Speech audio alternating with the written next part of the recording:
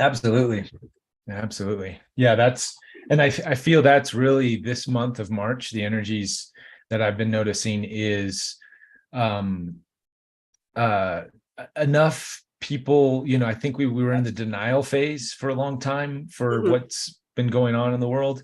And mhm, there's been enough major events now that have sort of jolted a lot of people out of the mass psychosis hypnosis and are starting to like question, right, and ask questions. Well, what's going on here? right.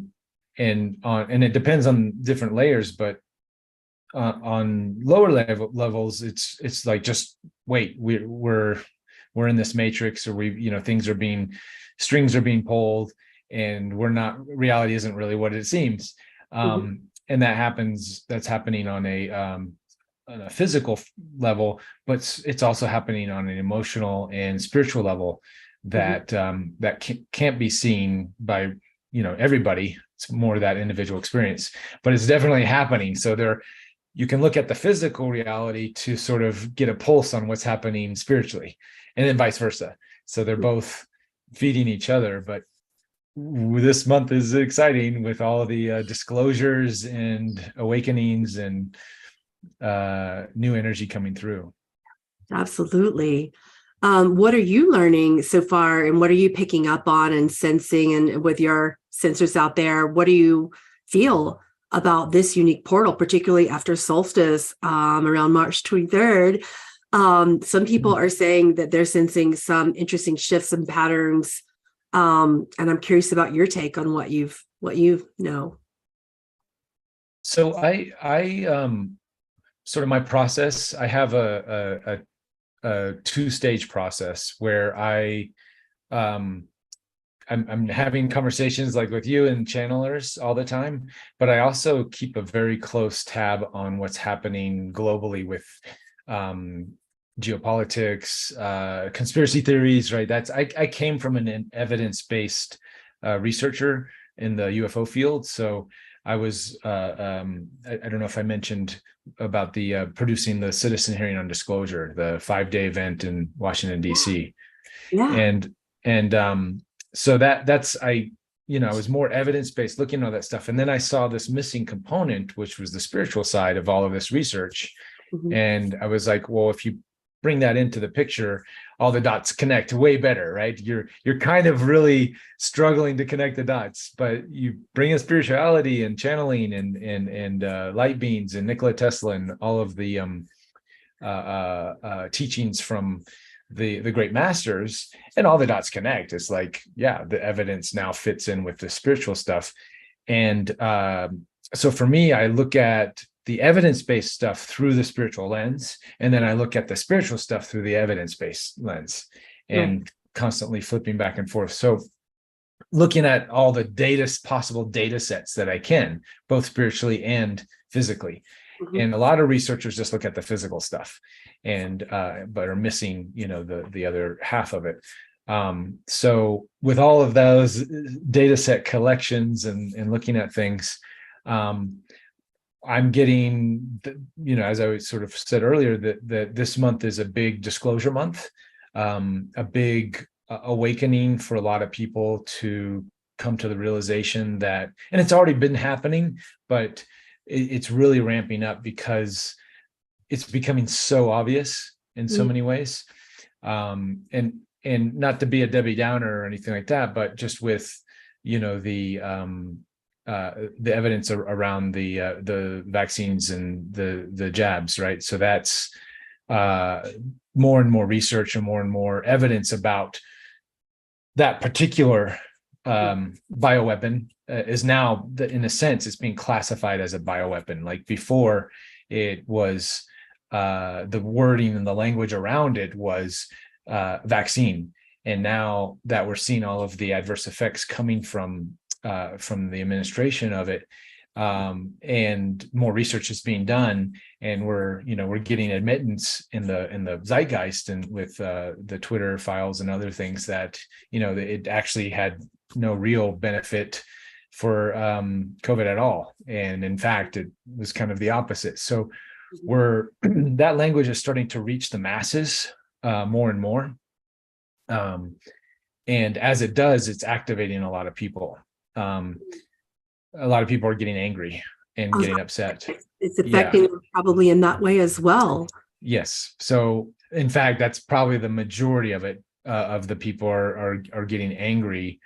And that's that phase that we have to go through of anger. And then hopefully if we can hold the frequency in the light workers can continue to do their work, then we can keep that anger from turning into rage. But that is, there will be pockets of people who aren't able to process things quite as in a grounded way. So that could turn into rage, and that's where you get, so the violent upticks and things like that. So I'm reading into the energy is in the data sets is that is a high possibility that there will be pockets of people who aren't able to contain their rage, and that then you have to look at the counter moves for the other side that has been playing the chess pieces with the and we can use the terms the evil cabal or deep state or these kinds of we have a plethora of conspiracy theories and ideas around what that all is, and what you can just pick your favorite one at this point and you'll be pretty close in the zone. But those chess pieces that are also being moved in to fulfill the agendas that were sort of being put upon the masses. And so it's a push-pull game between these polarities, and I think for us as light workers, we just have to try to step out of it and observe and navigate in a healthy way, and then show the polarity game folks that, hey, we can have our cake and eat it too, in a sense, by not getting caught up in all of this stuff, accept the facts, accept what's happened to this point, but moving forward, we can stay in our center and try to not get so caught up in the revelations, because for us in this field of paying attention and reading the energy, the frequency, or just reading the data sets like I've been doing, you kind of know it's been going on for a long time. This is nothing new. This is just the only thing new is the masses are awakening to the silliness that's been going on for a long time. And because of that, there's more silliness is applied to the people. It's like, wait, the frog is waking up and it's going to jump out. Let's hurry up and turn up the heat. So the boiling frog doesn't escape the water, but I'm pretty sure, and I know you feel it too, that the frogs are going to jump out eventually. Already hanging on the rim, like chirping over the edge, Totally. So the world that's like, right, so expansive outside of that tiny pot, Right. Why is it so hot in here? But out there, everything seems to be okay. Seems fine. My head cooled off, and I think I'm just gonna crawl on out now. Totally. So that helping each other on the way down, building many little lines. Yeah. And with my work, with all the channeling and the research and all the stuff I've been doing, what excites me the most is this idea of building the new earth, and with the new structures. And that's why I was so gravitated to your work, was because as a channeler, many other channelers discuss a new earth concept in the other civilizations. There's other ET civilizations like the Arcturians and the Pleiades and stuff that go into that, but you were literally bringing people through who were part of that new earth, and it was just really what excites me about hearing and interacting in those ways is it's opening our imagination to visualize what a new earth could be like. Right. And when we interact with beings from those versions of those realities, it opens up our minds. And then, and if there's something that we don't like, I don't recall, but even the idea that there's still wars in the future, right? There's still conflicts and things like that. Well, accept that reality for what is being told to us in the now moment, but then try to understand the mechanics of why is there still wars? Okay, well, what's the lesson? What's the story that we're being told from these future beings? There's still wars because blah blah blah blah. Okay, well, let's avoid that. What work? Yeah, let's work right now with the energies and the frequencies, and what can we do in our now moment to try to avoid, or obviously I don't mean avoid in a trying to negate or spiritual bypass, is the new buzzword, right? So we're not trying to do that, but we're trying to spiritually handle the energy so we don't get ourselves in those situations. So that's why it's so great to interact with beings from the future, who by the time we get to that future in our conscious waking life could be a very different future, could be a very different reality, because we're paying attention, because we're having the conversations, right, and changing our lives now. Exactly. So I think there's a lot of people in the spiritual community that and I'm sure you as a channeler, you probably experience this more than me even, that whenever you do say something sort of doom or gloom, everybody's like, don't go there, don't focus there. Your energy is supposed to, like, if you're a manifester, you're going to manifest what you focus on. So why are you focusing on this negative stuff? And I'm like, well, yeah, but there's more to it. There's a mechanics to it that I think if we can take the emotion out of it and look at it for and not get attached to, that's the other thing. It's the attachment to the outcome that I think the sages and the masters and the channelers and this that told us these messages before about don't focus on this or you're going to result in that. That was a very dumbed down, easy way to palate it at that time when we received the information. Now that we're spiritually evolving and we're understanding things, well, we can still use these data sets as data sets, right? As a tool to navigate the craziness, as long as if we put the emotion in there, then that's, I think, the activator that gets us sucked into those worlds. I'm so glad you're saying that, because as I was preparing to do a channeling this morning, the being came through from the Pleiadian Council, and she said, your spirit body doesn't have an emotional mindset. It doesn't have that energy field that you do of emotions. So when we go into this thing that you call truth, you understand that everyone's unfolding in their own way and in their own time and in their own expression. And when you can go in that and observe things and learn with neutrality and non-attachment, these are things that have been around in ancient Buddhism for thousands of years. Exactly. And we're still struggling by getting overly emotional about our truth and wanting to do the same thing that we did in religions, we're doing in spiritual communities, is what the being said.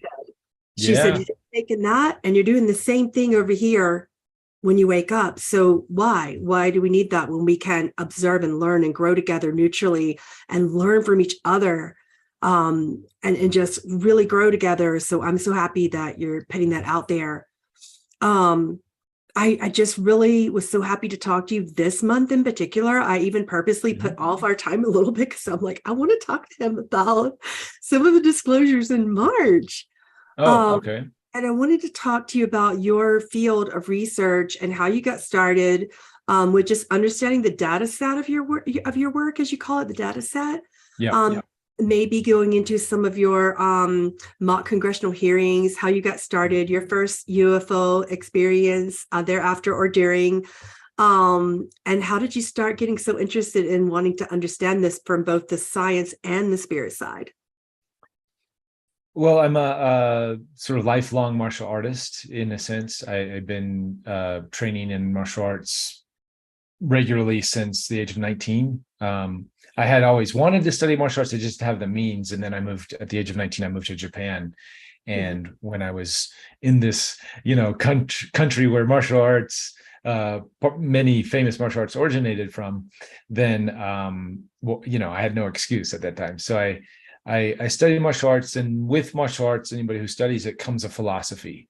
And I was heavily into Bruce Lee and Bruce Lee's teachings, and his particular martial art, Jeet Kune Do, which is direct translation, way of the intercepting fist, but sort of the mantra that he uses, it's the way of no way, and have no limitations as limitations.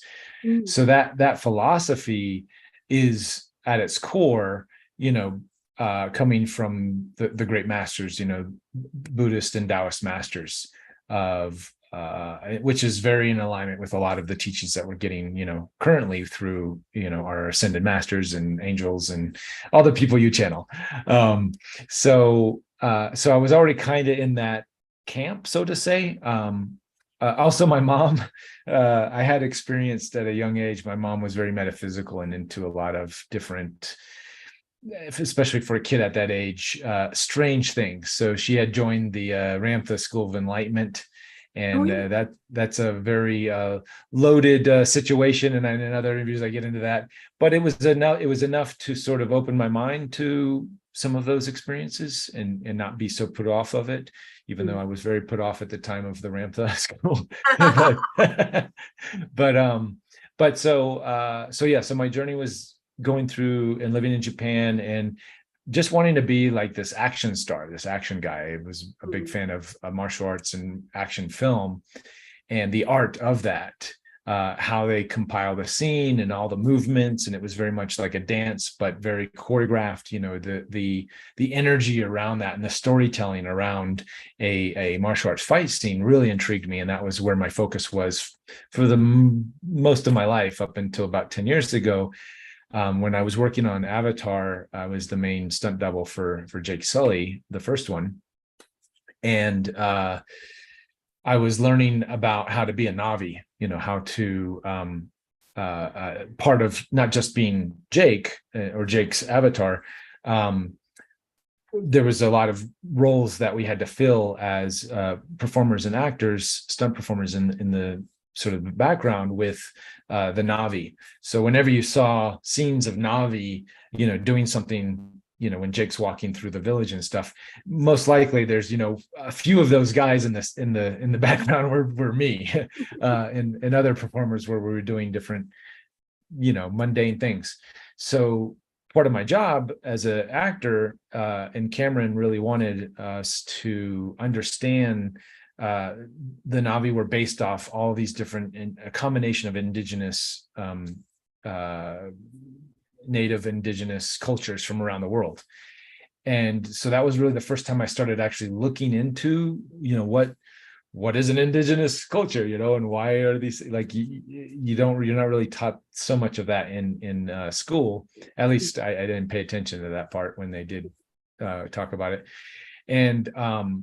And then I started making connections and like, wow, all these indigenous cultures all over the world have a very similar type of belief system. Right. And that was sort of dawning on me simultaneously. YouTube had been come out, and in 2004 or something. So it was still kind of fresh and new in 2005-06 when I was working on Avatar. But I was getting exposed to things like Stephen Greer's Disclosure Project, the 2001 event that he did. And I was like, what? How did I miss this? This is crazy. Right. And then, shortly after the event, 9/11 happened, and the news cycles didn't talk anything about ETs or UFO whistleblowers or that kind of thing. So then I find out watching, continue to watch YouTube, the film Zeitgeist came out, and I saw all the stuff around religion, and especially 9/11 and the towers, and my mind was being blown. I was like, what? How is this? Is this real? Is this not? And then I look up and I see these clouds, these fake clouds being covering the LA skies, and I'm like, okay, there's a lot of crazy stuff going on right underneath our noses. So I'm sort of starting to have an awareness around these things around that time. And then in 2007, I had my sort of first big catalyst UFO sighting that I call. It was just at home in Burbank, California. Glendale, actually, technically I was in Glendale, but they're right next to each other. And I just saw a fleet in the sky, and my mind was blown. And I was I had, reference points with Greer's Disclosure Project, and a little bit of research into the ET phenomenon, but not a ton. I thought it was going to be a game changer. I thought the next day the news was going to air it, and everybody would know that, we've been visited and these strange objects are in the sky. And I'm like, it's not, these things. And it was dead silence. And I'm like, okay, there's something wrong here. Why? Yeah. What's going on? So I started, researching more and more. Yeah. The sun is getting bright. You're good. No, it's glad to bring this up, because that was the same experience that I had in terms of having more physical experiences. You know what I mean? Right. Like I've always had these cosmic experiences with remote viewing and astral traveling and meeting these galactic beings. Right. But when I started actually seeing them in the skies with my human eyes, and then I thought the same thing as you did. I thought for sure this is going to be on ABC and NBC and Fox and everything in this silence. Yeah. And then you're questioning that. You're like, wait a minute, I know what I saw. But I know I did. Yeah. And everybody else probably should have seen it too. Like, what am I going insane? What's going on? And then I, diving deeper into the research is when I discovered, I looked more into Greer stuff, because he was sort of the main guy at the time doing that. And then realized that, there's this whole ET cover up, governments have been hiding it for a long time. And that's when I really started going down the rabbit hole. And then I joined one of Greer's C5 events in 2010 in Arizona, and then, or New Mexico, was it Rio Rico, Arizona, I think. Yeah, Arizona. And then ended up having 4 days of experiences, light shows, and trying to look, for the Wizard of Oz, is Greer just pulling the strings behind? I was very skeptical at the time, so I kind of paid close attention and tried to debunk them, and I couldn't. So so I was convinced. After that, I was like, okay, this phenomenon is real, and I need to start talking about it. So I was super scared at the time, because I from my video game background and working on Avatar and other shows in 2010, I was like, if I come out openly with this stuff, are people just am I going to get canceled in a sense? That was blacklist me. Yeah. Prior to cancel culture the way it is now. But so did you experience that in your career from any? Not at that time. Later down the road I did, but at that time I was like, let's put this out there and see what happens. And to my surprise, not real much negative stuff. It was kind of like crickets. Nobody really, a few people chimed in like, oh, Reuben, you believe in UFOs? I'm like, yeah, it was crazy. And they're like, okay, that's nice. And that was it. So I was like, okay, I thought for sure I was going to get blacklisted. Nobody really cares. Okay, I'm just going to keep talking about this stuff, and I'm going to keep researching. I'm going to keep doing my thing. Yeah. And I did. And that led to producing the Citizen Hearing Disclosure in 2013. And then I wasn't. What was that about? Tell us more about that mock congressional hearing. Yeah. So today, I can still brag about this. Today, it is the most conclusive body of evidence in one setting around the UFO ET subject matter. So it's 32 hours of testimony. I had partnered up with another researcher at the time, and it was sort of his idea, and I was more the producer.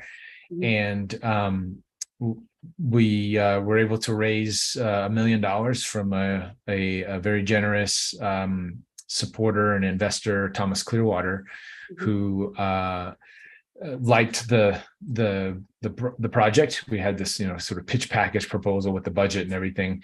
And the idea was the sort of the motto was, if Congress is not going to do their jobs, then the people will. So it was Right. a mock congressional hearing in Washington, D.C. And the whole idea was to set it up just like a regular congressional hearing and have actual Congress members. So we actually had to pay 6 former recently retired Congress members, because sitting Congress wouldn't be able to do it legally. So we had 6. We were able to get 6 members, thanks to Joe Buckman, who had some connections to. He had ran for Congress actually to try to blow the whistle on ET disclosure, and then he had some connections to wrote some letters and helped us get the Congress members, and then all the researchers and experiencers, military. It was over 40 witnesses, mostly ex-military and government officials. And then we just had 5 days scheduled panels and talks, and people would come and share, and the Congress members would ask their questions. It's all up for free now on YouTube, so if you just look up citizen hearing on UFO disclosure, it'll show up. Mm-hmm. And I kind of pitch it as the ABCs of ufology. So someone who might just want to get the basics, who's just sort of dipping their toe into this realm, this area, then that's a good start. We keep the contactee talks down to a minimum, and it's mostly just about the evidence stuff. So pilots and a lot of stuff that's been making it out to mainstream media these days with and Tucker Carlson. He's got a spot every week, it seems, where he's talking about UFO stuff. But the stuff, this is my opinion based on my research, the stuff that we're seeing on TV right now, and the sort of the talking piece. One of my good friend and co-producer of the event, Jeremy Corbell, or say not the event, but co-producer with some of the aspects of the event. Jeremy Corbell has been given the talking piece quite a bit now in mainstream media. He was actually trending on Twitter yesterday. And you've probably seen him. He's the guy with the beard, and he's been with, Bob Lazar and Joe Rogan, and Joe's had him on quite a few times and bringing pilots and David Fravor and everything. And I'm a big fan of his work. And I think what he's doing for the disclosure movement is, he's definitely at the head of that. But there's some other players involved that, in my opinion, not just, I shouldn't say the players, but I should say more of the media manipulation and string pullers. So what we're kind of getting a limited hangout type of disclosure where only certain very regulated narratives are being released at a precise timing. Yeah, I'm so glad you're bringing that up, because that's one of the things I really have been wanting to ask you. Mm-hmm. Do you remember back during the time where we had the alleged disclosure and the Pentagon was coming forward? Yeah. So this has been a psyop, in my opinion. Again, my opinion. Not everybody in the UFO community is going to agree with this, but based on my research and my intuitiveness and everything else that's going on, since the New York Times broke the story in 2017 about the Tic Tac UFO, that has been the beginning of a new psyop on humanity. So I believe that there's a few groups, different groups, not all one maybe, that want to have control. They knew that the shifts, these energies are changing, humanity's awakening, ET contact is happening more and more often. So they kind of knew, is like, well, we can't keep this stuff a secret forever. However, if we can get ahead of the narrative, then perhaps we can steer it in the direction that benefits us. And that's been been in the cards. Anybody really researching this has sort of known about, and Greer has been blowing the whistle, I think way too early in a lot of ways, but been blowing the whistle on the ET invasion strategy that some of these nefarious players have sort of had in their cards, or have in their cards. So what we're seeing, I believe, are the beginning phases of that since 2017. So a specific grooming of the narrative about specific cases. Mm-hmm. And you would think that with all of this buzz around the topic, that events like the one I produced would get more traction, would get one, it's for free on the internet, so there's no excuse. Before, we had it behind a paywall, and there was all this like, oh, if this made it out, if you could just get this out to humanity. We were trying to recoup the investment for the investor for the longest time, and then graciously, finally, he said, I'm good. You guys have, tried your darndest to pay back the investment. And he said, it's not necessary. Go ahead and do what you got to do to get it out. So we did. We made it free for everybody. And but it's not getting any traction at all. It's actually, I think it's shadow banned on YouTube. So you have to strictly look for it. It doesn't pop up in the ads or anything like that. You'd think that with all the ET UFO talk, that something that's already so, well done and would make it. So part of that, yes, there is a bit of what the hell, kind of bitterness going on there from my part as a producer of it. But oh, me too. I hear you. yeah. So it is like a sting, but more importantly, it is connecting the dots. And because it's not just the citizen hearing, it's most cases. So they're only going after very specific cases. And I wanted to ask you about that too. Why do you think, particularly after 2017, and that particular unique time disclosure, why the timing of that PSYOP, if you want to monitor it, therefore, and not let anything else come out? Why at that particular point in time? What was going on that needed that degree of a PSYOP? It was just a question that I had. Well, the PSYOP continues. We're still in it. And the are you familiar with Warner von Braun and his work at Lockheed and his famous statements about, we have the technology to take ET home? He kind of, in one of his presentations, he said that.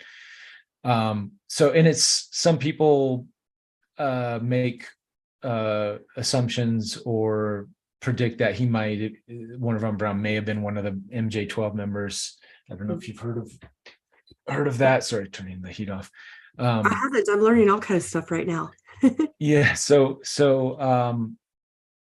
he's at not a deathbed confession, so to say, but he revealed to Carol Rosin, which was one of his main assistants, and she's sort of a light worker on the planet, very in tune. And she was probably assigned to him to, in a sense, to help his transition and help shed some light on the world.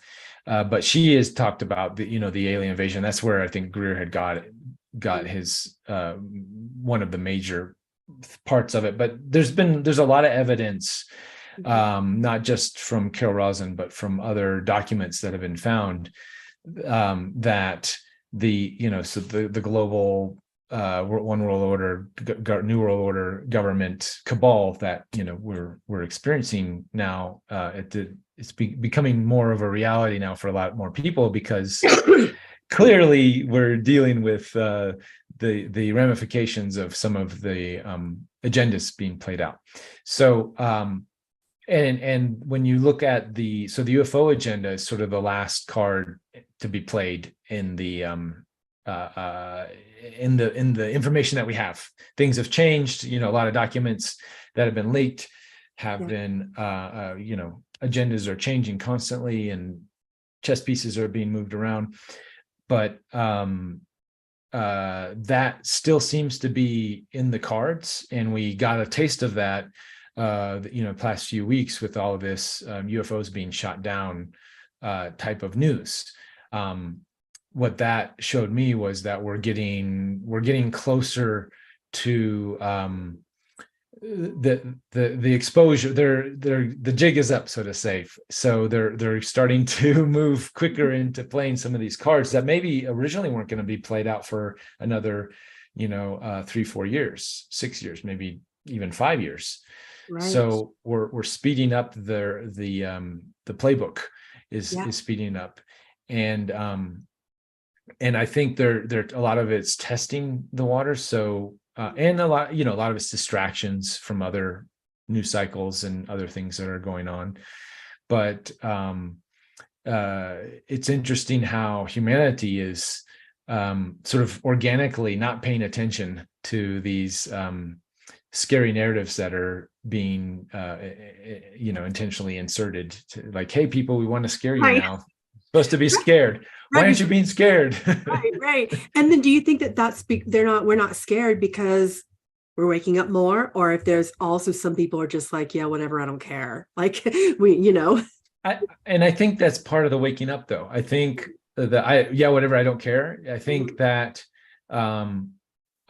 because people are so, in a sense, the numbingness of humanity through all the social conditionings that have been going on have been a double-edged sword for them as well. Double-edged sword for us because it's like, a lot of people are falling victim to the narratives and getting riled up and pulled into the polarity games. Mm-hmm. But the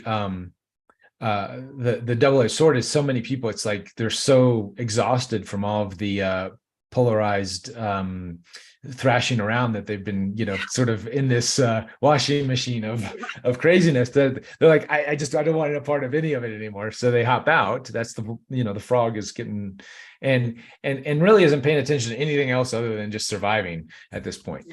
So that's, in a sense, that's a good thing, because we have people that are not getting emotionally tied up to the put upon agendas and narratives onto humanity. So and I think that's that shows this natural progression and evolution, and humanity is snapping out. And I've seen so far, we're just at the beginning of this month, and I'm seeing so many people snap out of the spell that I thought would never going to snap out. So it's really exciting to watch.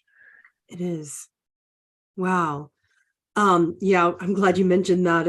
I used to think of it sort of like a karmic centrifuge, and we used to just kind of like spin faster and faster and faster in Earth's karmic pain and all this dualism and thrashing up against each other's belief systems, and then the narratives, and then the job, and then so many things, and everyone is so tired. And I was meeting some people coming to me through my mystery school programs, and they were saying, I just want to hold a job and come home and meditate and cook some food that I just picked from my garden.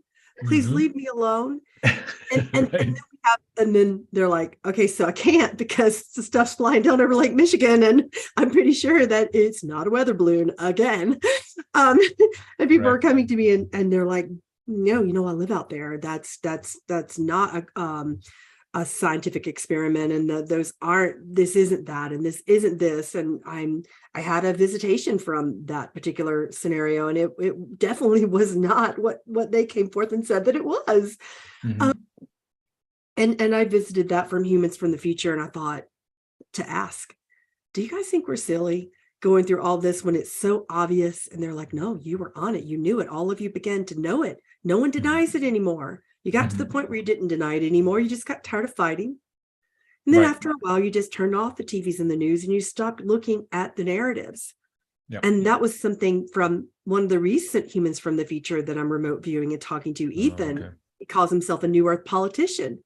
And I'm like, well, politics in New Earth. He's like, yeah, don't be so quick to think that's a bad thing. It's actually a great thing now. And we have so many different parties, and we have people working together, and all these things you thought would never happen in your American dual party system. And one of those things was people just saying, you know what, I'm not watching that anymore. And I'm not buying into that. I'm just turning that off, but also I'm making action-based changes in my life. And I see a lot more people, many people who follow your work and mine, agreeing that we're going to create action-based changes in our lives. And that's super exciting to me. Yeah. Yeah, me too. That's sort of where I really feel that where we because of our access to this information, you in your way and me in mine, and integrating, and doing our darndest, because I believe in the information. I've seen it and I've experienced it firsthand by honoring the teachings. What a massive change in my life, both emotionally, spiritually, physically. It works. These things work when you follow your excitement, when you're in integrity, and you're have no expectations on the outcome of what's going on, and you're just living in the now moment and honoring the connectivity of everything. Like, just those basic simple things will really change your worldview, which then change your actions, which then change your experience. And so this idea of what you're just saying of new earth principles, like, not that the way I've done it to make the changes in my life, like, that's not the only way to do it, but it's definitely a roadmap that's so far has been working for me. And let's share that with the world, and perhaps if we could build a new world on these principles, tried and proven principles from other civilizations, but also grand teachings and masters, like, in our world. We can go back to ancient times, but and even indigenous cultures around the world, right? Going back to the Avatar thing, there was a lot of great teachings in those societies that where many of these cultures survived for thousands and thousands of years in harmony with nature, not warring or fighting, until one of our CIA guys goes in and tries to rape and pillage the land for resources. But they're tried and proven. So why not go back to those and integrate some of these not so much newer concepts, but just a little bit different perspective if it's coming from, let's say, an ET civilization or something, then integrating those and building the new earth, on those principles. Then sort of the sky's the limit. That's what's exciting for me. It's like, I can see what is possible if we just make some little tunes to, tweaks to humanity and how we're doing things now, with current monetary systems and, our belief systems, in the sense that, not that everybody has to, believe in ETs or the world, have the worldview that you and I have because of our experiences, but just to be a little more relaxing when it comes to other ideas and other beliefs. And there's not just one way to do things, and just sort of honoring the diversity in all of us. And just that alone will create a more harmonious experience, and a place where we can build and not have to worry about it getting torn down in a few months, a few years, or that's. Glad you're mentioning that too. So many people are saying, well, why do I do this and make these changes? Why do I create a communal garden? We were talking about that earlier in my show this morning. Why do I come together to create different monetary systems and personal exchange locally? Right. Yeah, that's all coming. The government's going to shadow ban everything and cancel everything or make it illegal. And those are all valid questions. So we're taking things a little bit at a time as we can, and trying not to bite off more than we can chew, but also making changes within the construct that we have as that construct is falling down around us. Are you noticing that? Oh, totally.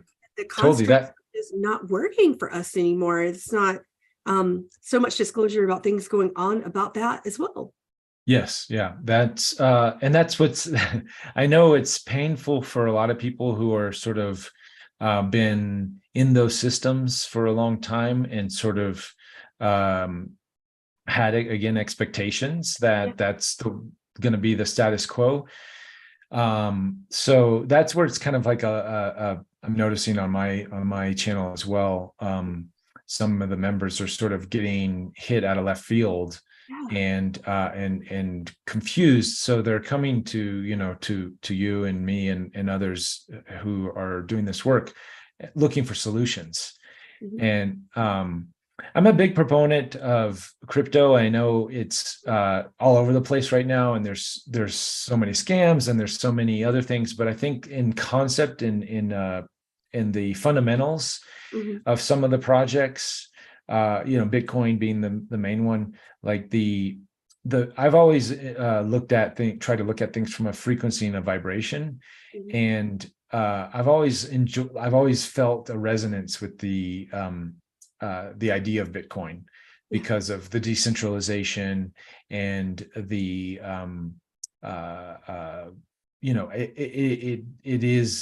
it was sort of invented as a solution to the government printing infinite amounts of money, right? So Right. so in that idea, it's sort of like a great decentralized solution for a lot of the problems we have. Is it the one and only solution? I don't think so. And I think a lot of newer, better solutions will come as we move through it. But I like the Bitcoin conversation, because just the conversation around it gets people thinking about the current monetary system, because most people don't even know what that's like. Yes. So when you start exploring Bitcoin, you're like, well, what is Bitcoin? How does it work? And all this stuff. And then in order to understand Bitcoin, you have to understand our current monetary system. And then when you do that, you really understand how corrupt and messed up the current monetary system is. And you're like, oh, I had no idea. So for me, Bitcoin as a conversation piece is always fun and exciting. And I do talk about it a little bit on my show. Most people are kind of bored out of their mind, but I love it's, it. I love to ask yeah, the humans from the future about what they see and what happens with it, because someone had a question for me recently in one of these channelings where they said, well, what about when the government starts to regulate Bitcoin and Ethereum and all the crypto, which they already are attempting to do? yep, sure. And then I believe it was Ethan. Yes, he's saying yes. We got to channel him tomorrow. So he's with us right now. So we have a being here today, Reuben. All right. It's the Reuben show. It's now the Reuben Ethan show. Um, and he said to me, well, and then people begin to say, all right, well, I'm not going to invest in anything that's regulated. So I'm going to create something that isn't. So Mhm. that drops for a while, right? And then it goes back into finding a new way to invest in the same thing without those regulations. What do we need to change that would make that unable to be regulated? So those kind of questions come up in our Mhm. future. And that's our near future. He's talking about the next 10 years from now, Yes. with Bitcoin and Ethereum and some of the bigger players pulling out of like saying, you know what, actually will not be regulated in this way I'm okay with, and this way I'm not. And that's something that really sparked my interest, that these major players would say, no, I Yeah. won't be regulated in that way. Right. Well, that it's naturally going that way, because what the regulators, what they know they can regulate, Right, is centralized groups. right. So they know they can't regulate Bitcoin, so they kind of stopped. And Yeah, they're trying to go after other types of projects like Ethereum yeah. and other things to or the exchanges, like Kraken just got hit. There's some other Lido is supposedly, there's rumors that they got a Will's notice, but there's what's happening is naturally so the more government regulation, or trying to regulate, I should say, then the more these projects become decentralized. So there's really no choke point for them to regulate, and Right. that's the innovation that continues to. The more these guys are trying to like put the squash on it, the more innovation comes out with new projects and new ways to sort of say no, it's not squashable. And that's the evolution that's happening right now with the technology.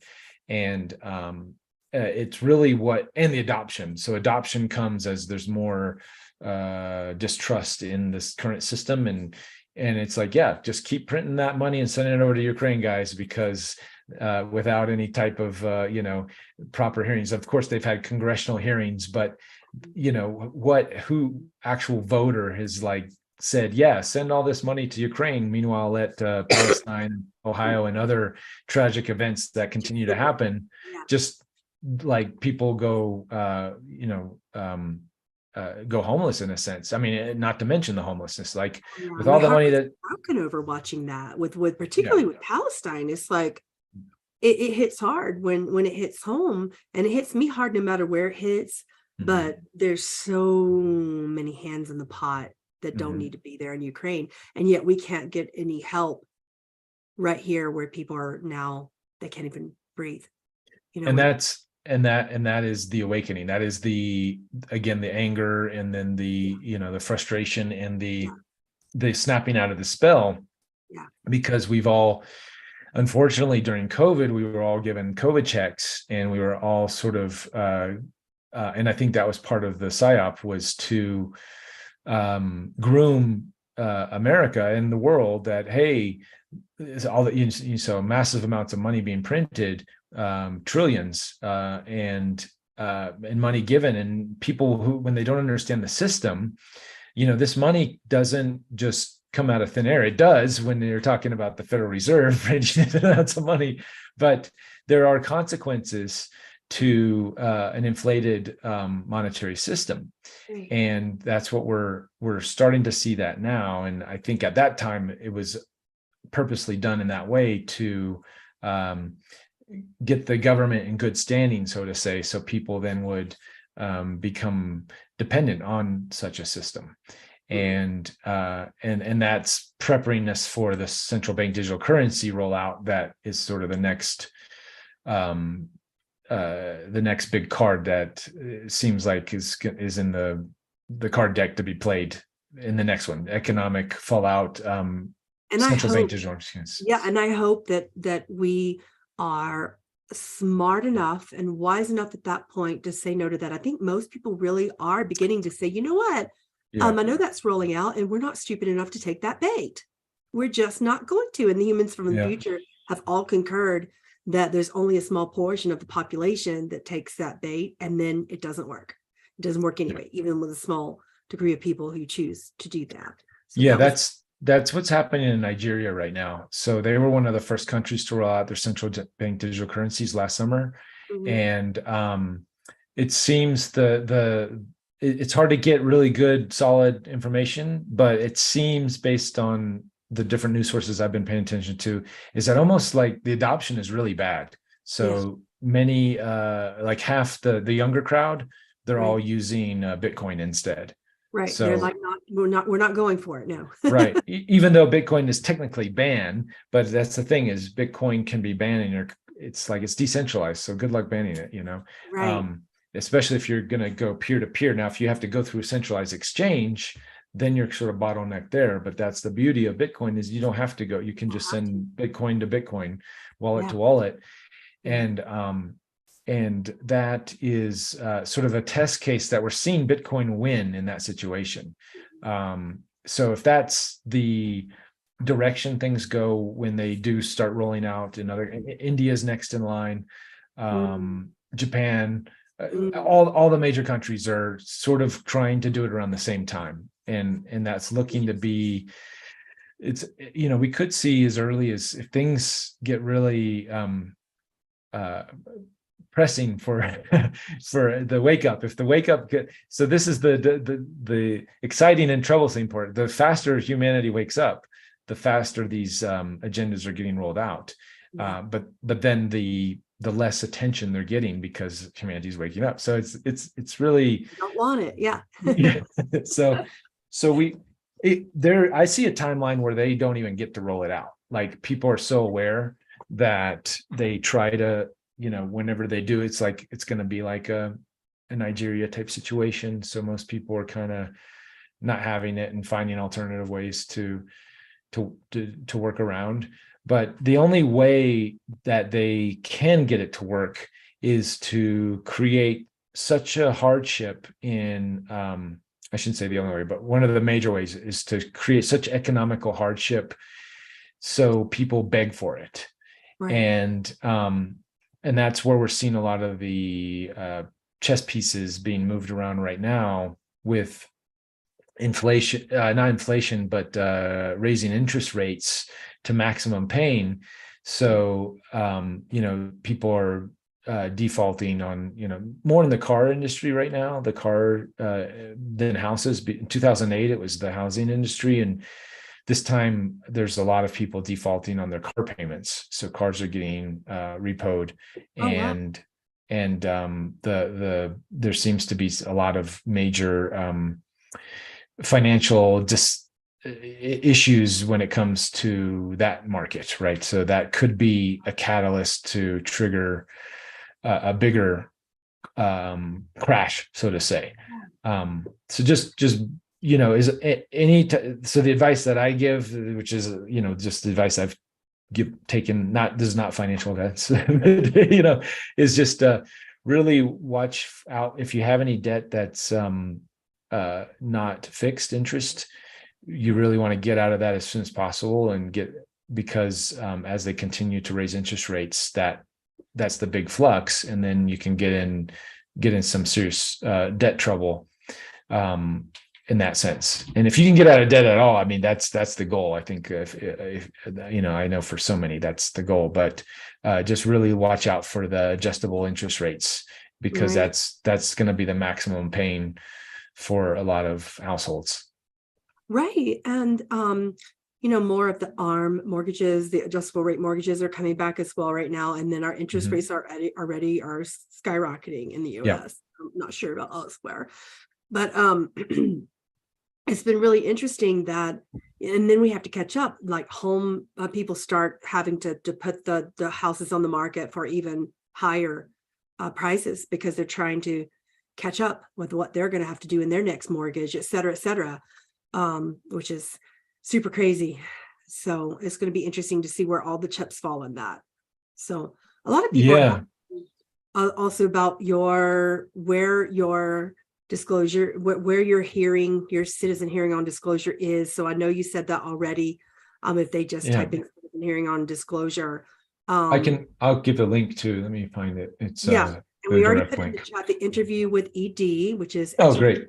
Both, and on his, you can get that all on his channel, both YouTube and in his membership portal. Where can we find your membership portal to get more of your work?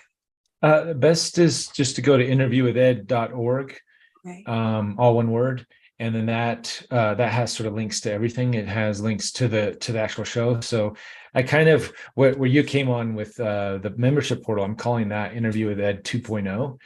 Nice. And we sort of do interviews every week, where, and it's, this sort of sit down style online Zoom, where my show was, I started in 2014. So we're on season 3, and it's been a labor of love over the years. I just, would go and interview channelers like yourself. And it was sort of my fun time. I would just do it for fun. And then it got picked up on Gaia, and it got a lot of people got to see it. And they recently picked up 12 episodes from season 3. So not all of season 3 is available on Gaia.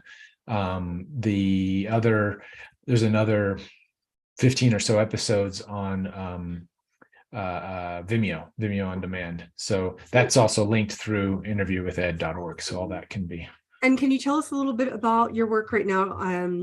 We talked a little bit about last time your experiences with crystal skulls and docu-series that you're doing right now on connecting ties with our ancient past to the future via the consciousness of the skulls. How did you get started in that work?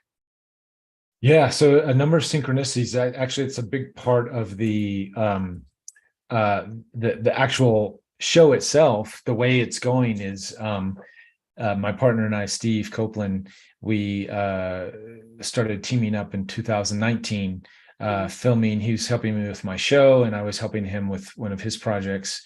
And we got pulled into this wacky world of crystal skulls, and he's the director of a movie called Shift of the Ages, which is a about the 2012 shift, the Mayan shift of the the so-called end of the calendar, right? We had all that around there. So he's very tied to the indigenous teachings as well, and telling that story. And I've been sort of this UFO guy, and then we came together, and we feel that that's a symbol of the skull, as well as sort of this past meets future physical nodal point that we can actually touch in our space time. It's an actual being, it's a physical object. It's what Indiana Jones was based off of, the Mitchell Hedges. And it's just been this magical journey, sort of disseminating, taking in a lot of the teachings that I'd already been doing on my show, and also privately, in medicine ceremonies, and in investigating and taking in indigenous teachings. So it's this kind of perfect vehicle to deliver the same message, essentially, that interview with Ed, or even Steve's film Shift of the Ages. We can deliver the same messages in this sort of fun new package. So I don't know if that's answering the question, or if I'm getting way off on things, but it's a lot of fun, because we have these ancient artifacts. We have physical objects that are multidimensional and carry the knowledge of our past, and have connections to our ET families and in the future. So let's explore that, right? Let's go into those realms. I loved your interview with Emily Raw and her explorations of the Mitchell Hedges skull and her experience with it. I didn't know from that interview if she continued her journey with the Mitchell Hedges skull, and if she's still working with it today. That's one of the questions I had. No, that was a one-off. So that was part of, since 2020, since we'd been filming with Bill, we kind of just organically, we were trying to find our story and how this was all coming together. And we're like, hey, Bill, I'm doing all these other interviews for my show, including Emily Raw and others. Can you come hang out with us? And, since we're traveling, it was kind of a killed two birds with one stone. And we were traveling with the skull and Bill for his journey. But there was a lot of the skull while you're producing this, and you were were you meeting various people who were getting to speak with the skull? Yeah, so we're filming Bill, and he had sort of his schedule, but a lot of it overlapped with, channelers or people that I had wanted to interview. So I'm like, oh, we're going to go, like, for example, Beverly Rickard and Suzanne Spooner, who's a QHHT regression therapist. So that was kind of already in the books since we were traveling through that area. And I'm like, we didn't realize it until the moment, but we were kind of like, Bill, why don't you get a regression, and we can find out, more about the skull and your soul contract with it, and how does that work? That's cool. So, and Suzanne was totally down for it and made time for us. And so we added that into, that wasn't part of the plan, so to say. It was just kind of one of the things. So there's a lot of overlap, especially in season 3. You'll see the skull show up in almost every episode, or there's a discussion of it. So if you're watching season 3 of Interview with Ed, it's kind of a little bit of a behind the scenes of what's to come with the actual skull project. Nice. Yeah. I'm super excited for that. I was just going to ask you, did you feel like traveling with the Mitchell Hedges skull, did you feel its consciousness? Were you able to kind of were you sensitive to it? So this is one of the strange things that people might find strange, is even though I've had a number of out there experiences, and I'm absolutely convinced and know that this, the veil is, that there's stuff behind the veil and things are happening. Mm-hmm. However, when it comes to the skull, I actually have not felt anything. Okay. I had a profound dream just a few months before meeting the skull. Oh, cool. And I sort of made that connection to, oh, this is the skull from the dream that I had. I was in Japan. This was right after Steve and I, we were in Guatemala filming for a project. We got shot at, sort of ambushed in the middle of the street. And this guy unloaded a clip into our car. Coincidentally, bullets missed us. The one lodged in the back of my seat. I actually felt it, hit me in the back. And it was a crazy experience. So we were kind of coming off of that experience and I was in Japan, just sort of resting, and I had this crazy dream about a UFO coming, and then the skull comes out of it, and I'm like, what is this? This is crazy. So by the time I got to meet the skull that spring 2000, I want to say 2019, spring 2019, I had enough experience with synchronicities and things. Okay, I need to pay attention to this. And then from there, it was just when Steve and I sort of said, there's something here, we need to explore this. Then the synchronicities just, and a week later, I'm talking to Bill about, doing a TV show about the skull. That's cool. Was that the original question? I forgot. Yeah, it was. So many people were interested, to know, but I don't want to keep you. I know we've kept you for a good hour and 10 minutes. Yeah, that's fine. But they were curious. Did you meet Max? I know about Max. No, I have not met Max. So for me, in a sense, I've put up a little bit of a barrier, not a ton, just like, hey, Skull, I believe in your power. I believe in, the magic you're doing, because I can physically see it with all the people I'm interacting with. It's sort of like, show me more. Yeah. Yeah. Show me the evidence. Because one of the things both Steve and I, we want to remain somewhat objective on the project.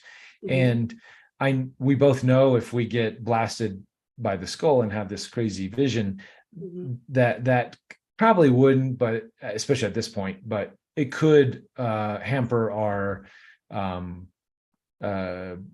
investigative neutral, this aspect of trying to remain neutral as a journalist and sort of reporting on, what we see and experience. So we're kind of both joking that, once the film's all finished, and it'll be, once the editing's done, we'll sit down and have a proper session with the skull and get blasted. We call it skullawaska, actually, because a lot of people who sit in front of the skull end up going deep into trance and some, just spontaneous crying or laughing or emotion. All this emotions come out, and that's interesting. So you saw people experiencing the consciousness, and you got to film that and observe. It's a big part of the project is, because these are all random people that don't know each other, and they're getting visions of Atlantis and Lemuria and past histories of working with this school. And what they're describing is very similar to what, somebody else who that person doesn't know. We've been traveling the country filming these people, and they're sort of, they all have puzzle pieces that they're sharing, which is really nice to capture on film in a raw sort of neutral way. And did some of them get some similarities in sacred geometries or different connections with points on the earth, and any ancient teachings coming out like that? Lots of that. I'm interested in that big time.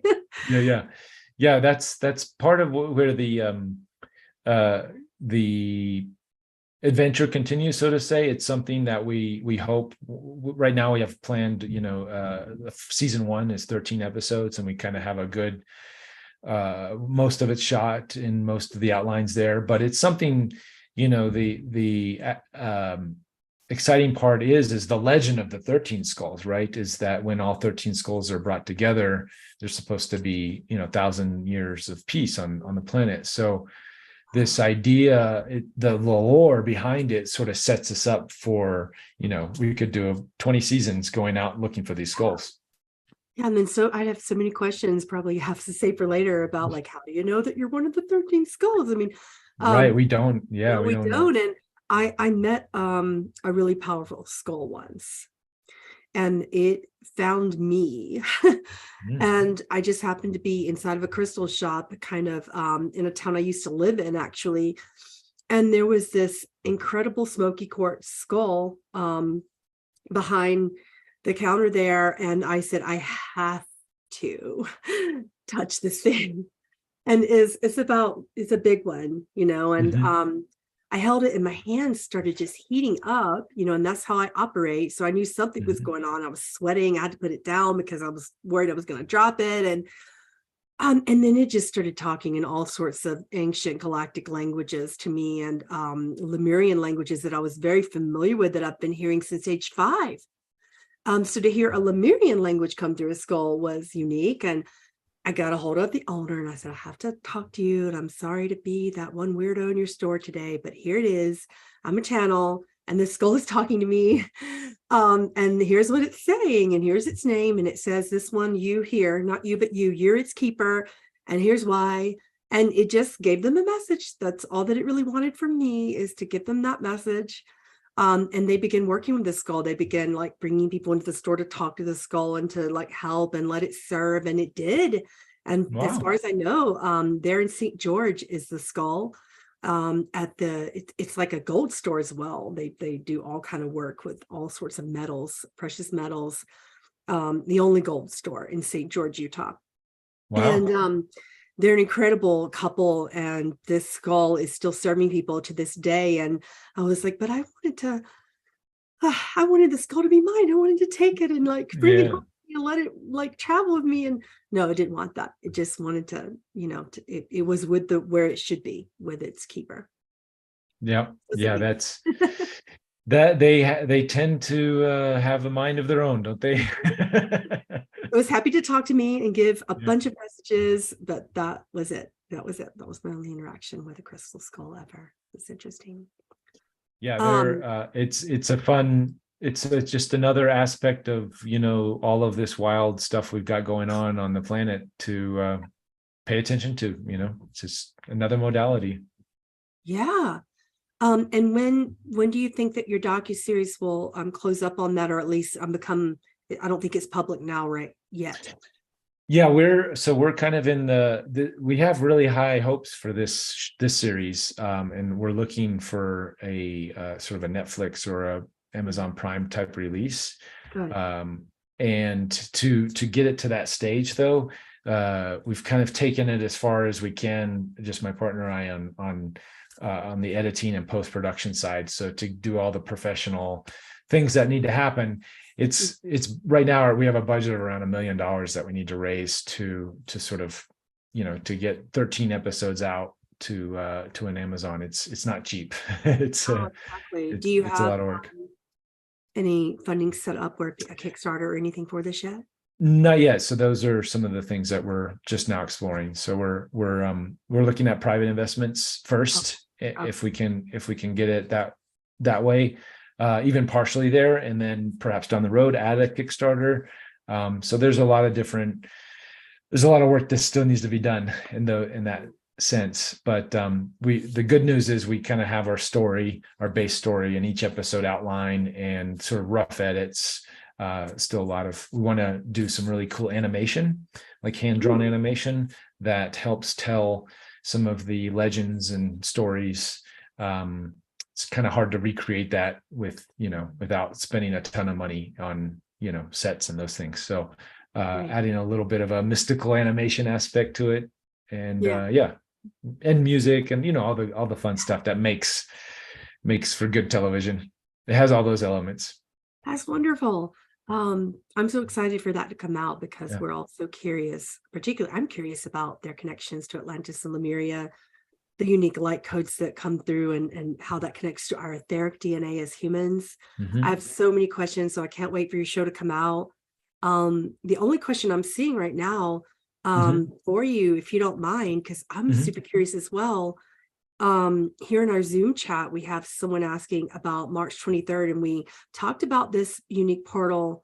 What are your evidences so far, and what are your thoughts about why March is so relevant? We covered it a little bit, but with this question, the person asked, what do we both see as significant for this date, and what potential events have we are unfolding?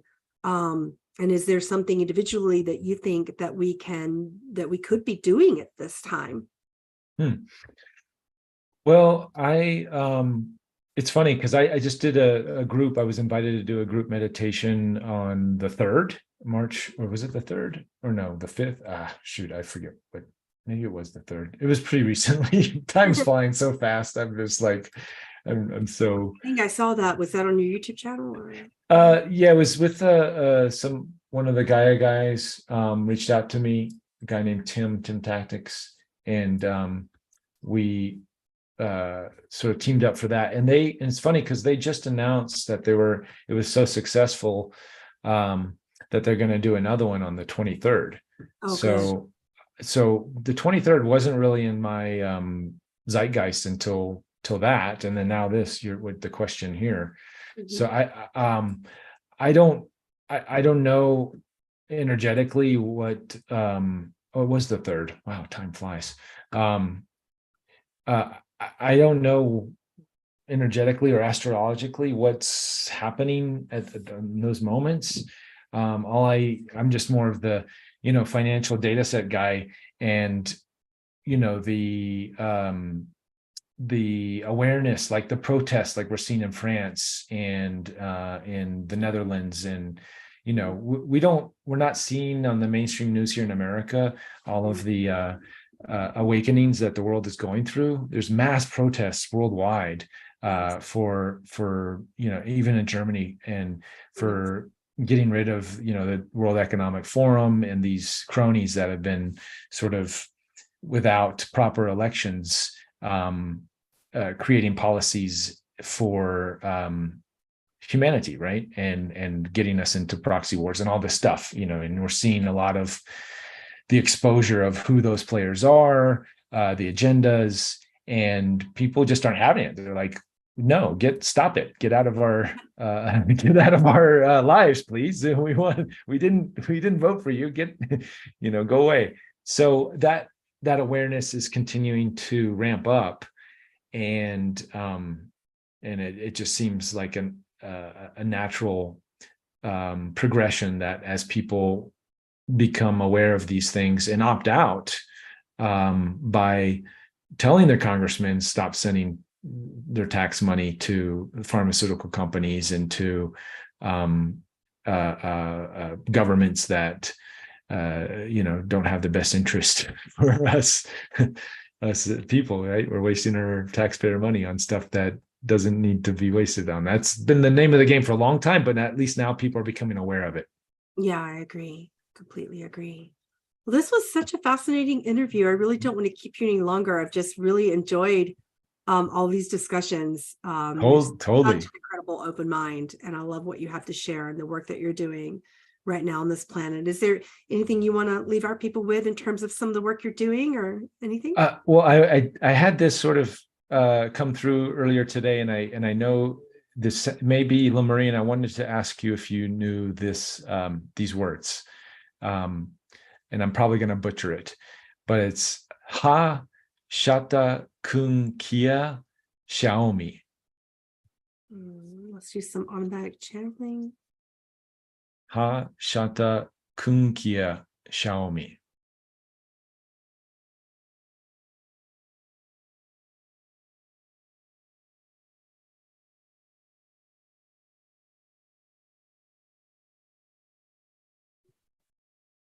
Okay. Ha means uprising, like rising up or being lifted up. Sha'ata in Lemurian means to remember the original soul construct. Like, it's the best way I could put that. Sha'ata is like, remember who you are in your original self. Okay. What was the third one? You said Kunkia? Kunkia, or it might be two words. I don't know. It might be Kunkia or Kunkia.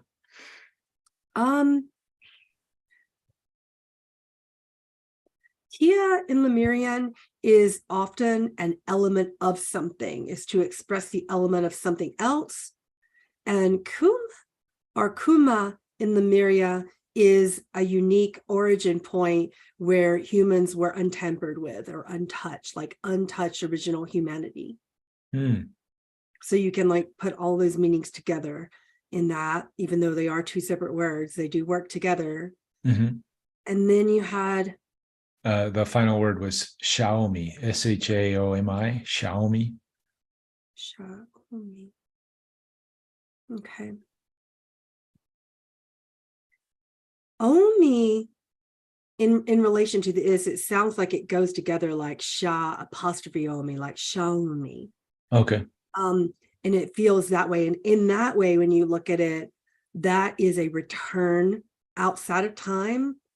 It's really hard to explain this one. Sha is often returned to a memory or return to a divine remembrance. And Omi means outside of time. It's more like cosmic construct of time, capital T. Okay. Yeah. So all right. There with where'd you get that Lemurian stuff? I was wondering if it was Lemurian. It sounded like it was. I had a little visitation through another friend this morning from Adama. Okay. So that sounds like Adama words right there. When he often comes through for me, it's often like, okay, now you have to explain what that means because that's very deep and cosmic stuff. Right. So that's what I figured. I'm wondering. So you confirmed it being deep and cosmic for sure. Yeah. We'll have to work with that one a little bit more. Totally. But I think you were nailing some of the key. You were on the mark for what the conversation, and we'll get into that next time, but what was happening earlier. So very cool. Well, thank you so much. Good confirmation. Thank you. Yeah. Thank you. I'll go ahead and stop our YouTube now, but don't forget to find Reuben Langdon at Interview with ED. Is that correct? interviewwithed.com? .org. Interviewwithed.org to get all this information and get his own unique portal to follow what's going on with his docu-series with the crystal skulls right now. That's going to be super exciting. I'm always looking and trying to talk to beings from the future in order to learn more about where we came from and how we can remember that, how important it is. So I'm glad that you're doing this work. Thank I'm really you. excited about what comes of it, and to kind of, oh my goodness, and I get to say, hey, I know the brilliant guy behind that. Well, it's definitely a team effort. So thank you for all your work. All your team as well. Yes, for sure.